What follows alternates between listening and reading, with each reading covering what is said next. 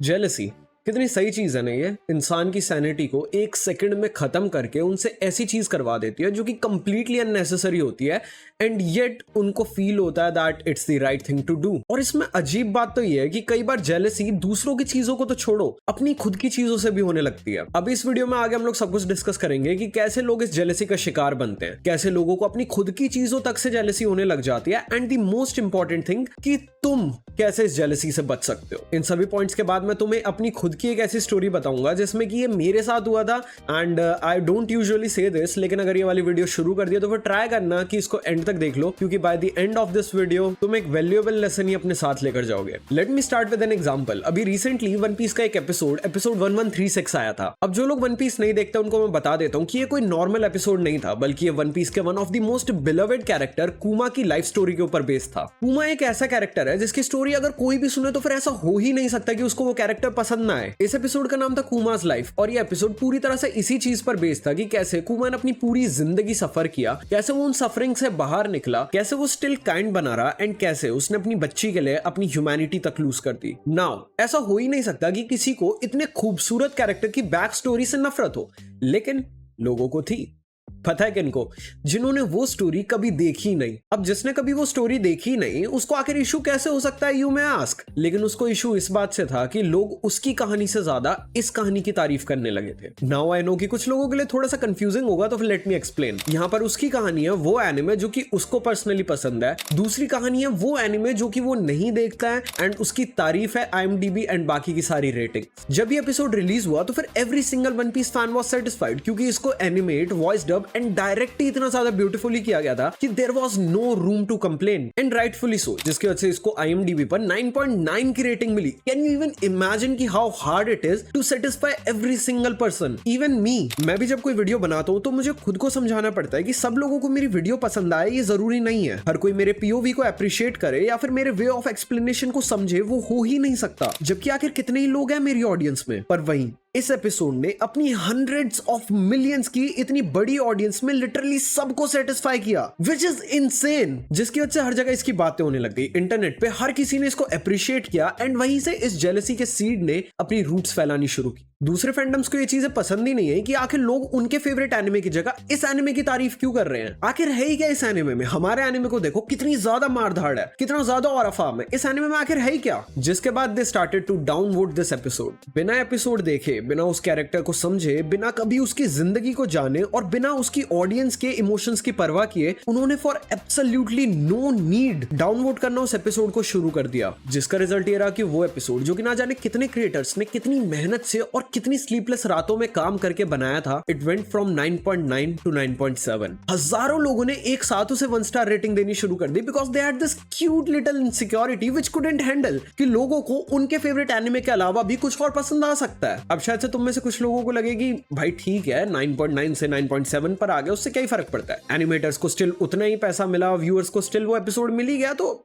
What's the harm. पर ये चीज जितनी हार्मलेस ऊपर सरफेस पर दिखती है ना, इसके हार्मफुल रूट्स डीप डाउन किसी भी इंसान के लिए उतने ही ज्यादा खतरनाक है। एक बार को हम एनिमेटर्स को कितना बुरा लगा होगा उनकी मेहनत के साथ ये होते हुए देखकर, एंड फैंस की अटैचमेंट को साइड में रख देते हैं, एंड बात करते हैं उन लोगों के बारे में जिन्होंने ये चीज की है कि ये उनके लिए कितना ज्यादा हार्मफुल है। अब तुम एक बार सोचो कि एक इंसान इतना ज्यादा फ्रेजाइल होता जा रहा है अपनी जेलसी के चलते कि वो एक्सेप्ट ही नहीं कर सकता कि इस दुनिया में उसकी चॉइसेस के अलावा किसी और की कुछ और चॉइसेस भी हो सकती है। जो ये एक्सेप्ट ही नहीं कर सकता कि जो चीज वो चाहता है लोग उसके अलावा कुछ चाहें, वो रियल लाइफ में आखिर क्या करेगा? जब फ्यूचर में उस इंसान को अपनी फैमिली संभालनी होगी, उनके पार्टनर, उनके बच्चे, उनके पेरेंट्स, उनके इन लॉज, जब उन सबकी डोर उसके हाथ में होगी, तो सोचो कि वो इंसान उनकी चॉइसेस के साथ क्या करेगा। जबरदस्ती वो उनसे वो करवाएगा जो कि वो करना चाहता है। उसे फर्क नहीं पड़ेगा कि उनकी अपनी भी खुद की कुछ चॉइसेस हो सकती हैं। अगर वो इंसान फ्यूचर में किसी बड़ी पोजीशन पर पहुंच जाता है तो फिर ही विल नॉट टॉलरेट कि उसके नीचे की पोजीशन वाला कोई भी इंसान अपना पॉइंट रेज करे, क्योंकि हाउ डेयर यू, तू आखिर है ही कौन मेरी एब्सोल्यूट चॉइस के सामने कुछ बोलने वाला। अब शायद से तुम्हें थोड़ा सा ड्रामेटिक भी फील हो रहा होगा कि आखिर ये छोटी सी डाउनवर्ड बॉम्बिंग वाली चीज इतनी ज्यादा मैं एलैबोरेट करके क्यों बता रहा हूँ, आखिर ये छोटा सा पॉइंट इतना बड़ा कैसे बन सकता है। तो यहाँ पर बात यह है कि ये जेलसी ऐसे ही फॉर्म होती है, एकदम छोटे से शुरू होकर खुद को धीरे धीरे करके बड़ा करती जाती है। अगर एक इंसान आज ये टॉलरेट नहीं कर सकता कि उसकी फेवरेट सीरीज के अलावा किसी और की कोई और फेवरेट सीरीज है, तो कल को इसके इफेक्ट्स उसकी रियल लाइफ में भी जरूर दिखेंगे। आज एनिमे, कल उसकी फेवरेट डिश, परसों उसका फेवरेट वेदर, वंडर उसके अगले दिन उसकी फेवरेट वेकेशन डेस्टिनेशन एंड धीरे धीरे करके वो अपनी फेवरेट्स के सामने दूसरों के फेवरेट्स को बिलिटल करने की कोशिश करने लगेगा। अब ऐसे लोग अपने लिए तो फ्यूचर में प्रॉब्लम्स क्रिएट करते ही हैं, साथ में वो अपने साथ वालों के लिए भी प्रॉब्लम्स क्रिएट करने लगते हैं, उनकी फैमिली, उनके नेबर्स, उनके कलीग्स,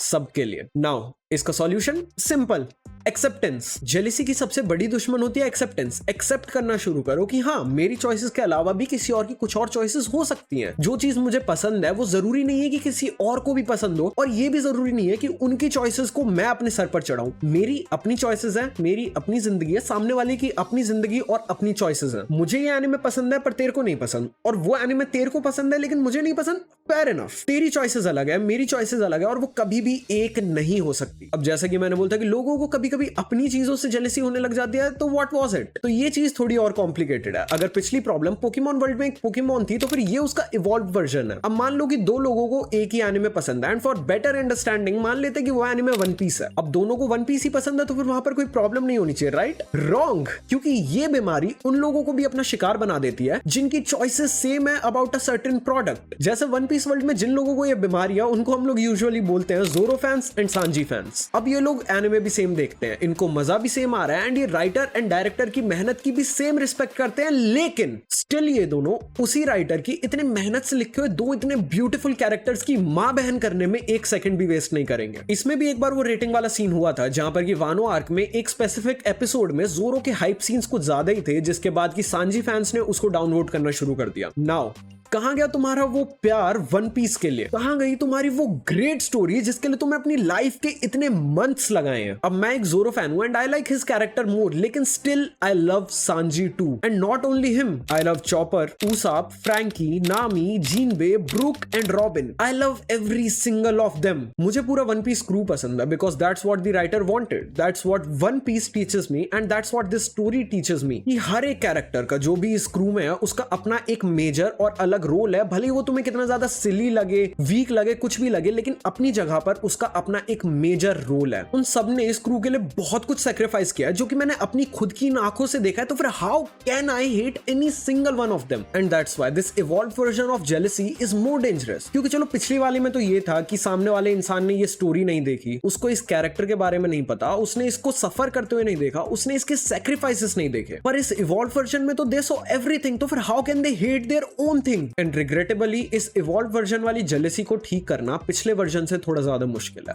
एंड अब फाइनली वो स्टोरी जिसमें I myself was involved in something like this. तो अभी कुछ महीने पहले ही मेरे दूसरे चैनल एनीकास्ट पर एक सब्सक्राइबर था जो कि काफी महीनों से हमारी हर एक वीडियो एंड हमारी हर एक लाइव को देखता था। उसको हमारा चैनल काफी ज्यादा पसंद था, जो कि मैं इतने ज्यादा दावे के साथ इसलिए कह सकता हूँ क्योंकि उसने हमारे चैनल पर 25,000 प्लस की सुपर चैट की थी। अब अगर किसी इंसान ने इतनी ज्यादा सुपर चैट किया है तो फिर that person must have loved our content, right? And जो लोग मेरी ये पूरी जर्नी यूट्यूब पर देखते हैं उनको पता है कि मैं अपने सब्सक्राइबर्स के साथ कैसे बिहेव करता हूँ। उनको अगर कोई लाइफ एडवाइस चाहिए होती है तो फिर मैं ट्राई करता हूँ कि उन्हें बेस्ट एडवाइस दूं, और अगर उनको कोई हेल्प चाहिए होती है तो फिर आई ट्राई माय बेस्ट कि मुझसे जो हो पाए मैं वो करूँ। कभी भी मैंने किसी भी लाइव स्ट्रीम वगैरह पर ये यूट्यूबर और सब्सक्राइबर वाला गैप मेंटेन करने की कोशिश ही नहीं की। अगर तुम लोग हमारे लाइव स्ट्रीम्स देखते हो तो फिर तुम्हें पता है कि मैं सब लोगों को ऐसे मॉनिटर करता हूँ, सबकी चैट्स को ऐसे मॉनिटर करता हूँ एज इफ हम लोग एक लॉन्ग टाइम फ्रेंड हो, because that's what I love. कभी कभी तो कुछ सब्सक्राइबर्स मुझे गाली देते हुए भी चैट करते हैं and I still don't ignore them. मैं उनको उल्टा हंसते हुए रीड करता हूं क्योंकि मुझे पता है कि वो लोग मजाक में ये चीज बोल रहे हैं। तो अब जब मैं सभी सब्सक्राइबर्स के साथ ऐसे बिहेव कर रहा हूं तो फिर ये भी ऑब्वियस होना चाहिए कि मैंने हमेशा उसके साथ भी ऐसे ही बिहेव किया होगा। तो एक दिन हम एनीकास्ट पर सोलो लेवलिंग की वॉच पार्टी कर रहे थे, एंड नाउ सोलो लेवलिंग की मानवा मेरी one of the most favourite manhwas में से एक है। तो फिर देयर इज नो वे कि मैं विदाउट एनी रीजन उसको किसी भी चीज पर हेट दूंगा। अगर हेट होती तो फिर मैं उसकी वॉच पार्टी ना करता। अब व्हाट हैपेंड वाज कि मैं उस पूरे एपिसोड में बहुत ज्यादा हाइप था। मैं उसकी लिटरली हर एक चीज की तारीफ कर रहा था, उसके बैकग्राउंड म्यूजिक से लेकर उसके एक्शन, उसकी एनिमेशन, एंड इवन मैंने उन छोटी डिटेल्स तक की तारीफ की जो कि ज्यादातर लोग यूं ही इग्नोर कर देते हैं। लेकिन उस एपिसोड के एंड में एक सीन आने वाला था जो कि उन लोगों ने क्लिफ हैंगर बनाने के लिए काट दिया, जिसके बाद फिर मैंने बोला कि हट यार, वो सीन क्यों काट दिया? वो 4-5 सेकंड का सीन भी इसमें रखना चाहिए था। And that's all what I said. मैंने ये वाली चीज रिपीट पे बोली, but that's what I said. इसके अलावा मैंने कुछ और नहीं बोला। नाउ मैंने कोई बुराई की? नहीं। मैंने उस एपिसोड को हेट दिया? नहीं। मैंने उस एनिमे को हेट दिया वहां पर?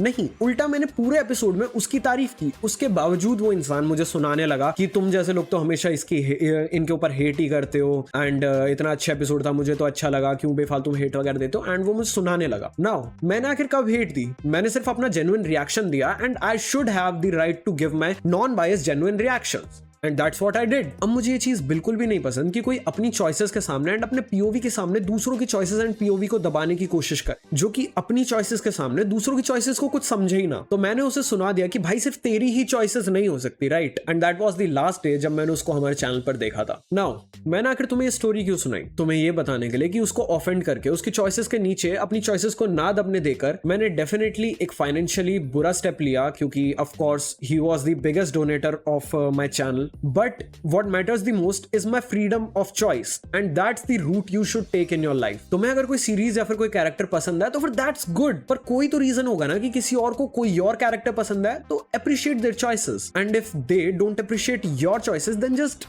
detach yourself from them, क्योंकि उनके साथ रहने का जो शॉर्ट टर्म गेन होगा वो तुम्हारे दिमाग में धीरे धीरे करके सेल्फ डाउट इश्यूज फॉर्म करने लगेगा, जो कि लॉन्ग टर्म में trust me is not worth it. अब पूरी वीडियो रिकॉर्ड करने के बाद मैं सोच रहा हूँ कि भाई मैंने इसमें आखिर क्या क्या रेंट कर दिया एंड काफी सारे लोगों को हो सकता है जो अभी देख रहा है तुम्हें भी ये वाली वीडियो काफी ज्यादा बोरिंग लगी होगी एंड ज्यादातर लोगों ने तो इसको बीच में या फिर स्टार्टिंग में छोड़ भी दिया होगा, but that's completely all right, क्योंकि इस वीडियो को बनाने के पीछे मेरा मोटिव वॉच टाइम खींचना नहीं था बल्कि एक वैल्यूएबल लेसन देना था। बाकी जो हमारी पहले से लाइव स्ट्रीम देखता आ रहा है उसको पता है कि यहाँ पर मैंने किस इंसान की बात की है, तो फिर या आई रिक्वेस्ट यू कि उसका कुछ भी नाम वगैरह नीचे कमेंट में मत लिखना एंड या अगर तुमने अभी तक मेरा इंस्टाग्राम फॉलो नहीं किया तो फिर this is my Instagram and जाकर इसको फॉलो कर लो एंड नए हो तो फिर चैनल को सब्सक्राइब कर देना एंड मैं चलता हूँ मिलता हूँ अगली वीडियो में। तब तक tata bye bye, goodbye, love you all, bye.